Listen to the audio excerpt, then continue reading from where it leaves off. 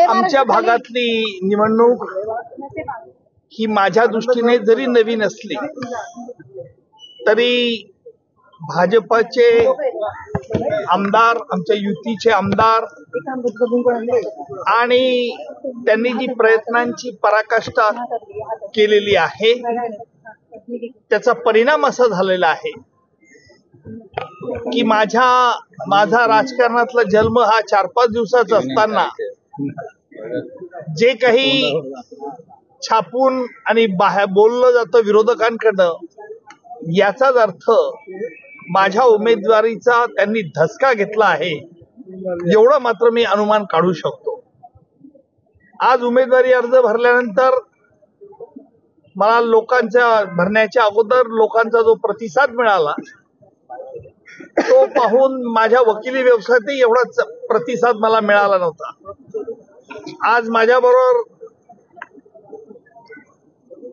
विलेपार्ल्याचे लोकप्रिय आमदार परागजी आळवणी, मामा लांडे, त्याचप्रमाणे सावंतजी आणि आमच्या महाराष्ट्र स्टेट बार काउन्सिलचे अध्यक्ष ॲडव्होकेट पारिजात पांडे हे देखील आले।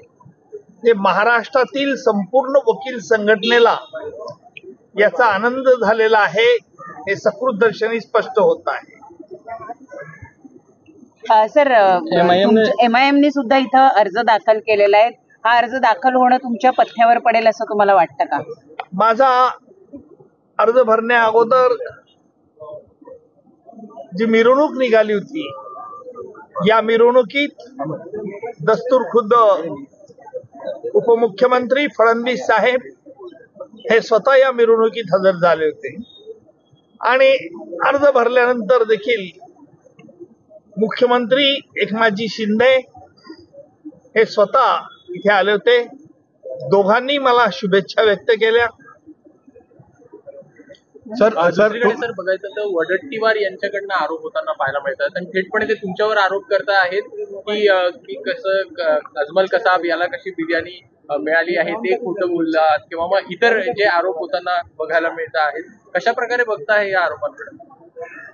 मी अशा आरोपांकडे अजिबात लक्ष देत नाही।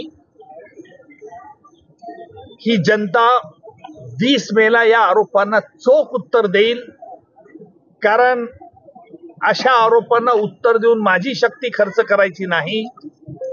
जनतेपुढे मी काय केलं आहे हे सगळ्यांना माहिती आहे, त्यामुळे अशा आरोपांना उत्तर देऊन माझी ताकद खर्च करण्यापेक्षा मी सकारात्मक दृष्टिकोन ठेवतो आणि तुम्ही बघा यापुढे काय होतं।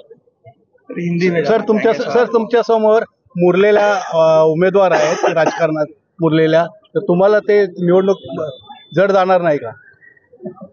मी अनेक मोठे कुविख्यात गुन्हेगार आणि देशाच्या विरुद्ध ज्यांनी युद्ध करण्याचा कट रचणारे असे पाकिस्तानी अतिरेकी यांच्या विरुद्ध देखील खटले चालवले आहे।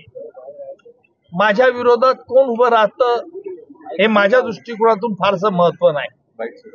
माझ्या दृष्टीने महत्वाचं एवढंच आहे की आमचा पक्ष भाजपा, आमच्या देशाचे पंतप्रधान नरेंद्रजी मोदी, गृहमंत्री अमितजी आणि मोदी सरकारने जी काही सामान्य जनतेकरता जी काही चांगली कामं केलेली आहेत व त्याचप्रमाणे आंतरराष्ट्रीय स्तरावरती आज भारताचा जो दबदबा निर्माण केलेला आहे, भारत हे एक आर्थिक महासत्ता बनण्याच्या मार्गावरती आहे, हेच मी लोकांना पटवून देईल। माझ्या वकिली युक्तिवादामध्ये मी सामान्य जनतेपर्यंत हे पटवून देण्याचा प्रयत्न करेल की भाजप आपल्याला का हवी आहे, आपल्याला मोदी सरकार का हवं आहे, याच प्रायोरिटीज आज माझ्याजवळ आहे।